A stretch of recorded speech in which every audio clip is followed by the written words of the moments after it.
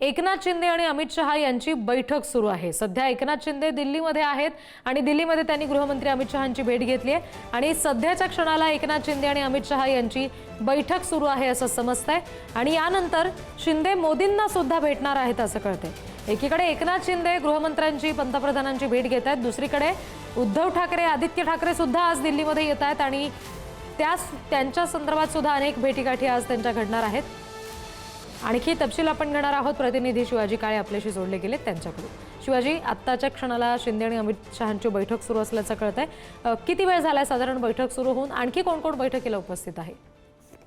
साधारण 10 मिनिटं या बैठकीला सुरुवात होऊन झालेली आहेत आणि सुरुवातीला अमित शहा केंद्रीय गृहमंत्री स्वतः आहेत, त्याचबरोबर दुसरीकडे जर पाहिलं तर सहकुटुंब भेट घेणार असल्याची शक्यता व्यक्त केली जात होती। मात्र आता एकनाथ शिंदे फक्त एकटेच या बैठकीसाठी गेले, सोबत खासदार देखील होते, मात्र खासदार बाहेर अमित शहा यांच्या ऑफिसच्या बाहेर आहेत आणि केंद्रीय गृहमंत्री अमित शहा आणि एकनाथ शिंदे हे दोघंच या बैठकीला उपस्थित असल्याचं समजतंय। सोबत जर पाहिलं तर श्रीकांत शिंदे देखील होते, मात्र बैठकीसाठी उपस्थित आहेत की नाही हे पाहणं महत्त्वाचं असणार आहे।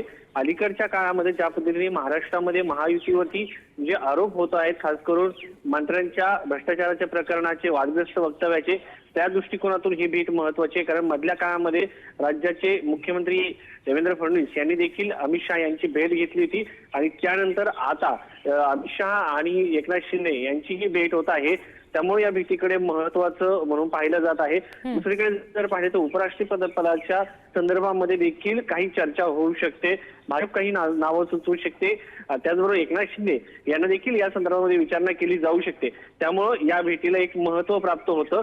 दुसरीकडे जर पाहिलं तर अलीकडे ज्या पद्धतीने मंत्र्यांवरती आरोप होतात, तर अशा मंत्र्यांचे राजीनामे घेऊन एक नवं कोरं करकरीत मंत्रिमंडळ तयार केलं जाईल का अशी शक्यता व्यक्त केली जात आहे। पूर्ण मंत्रिमंडळामध्ये रिशफलिंग करणं गरजेचं आहे असं देखील एक सूर पाहायला मिळतो।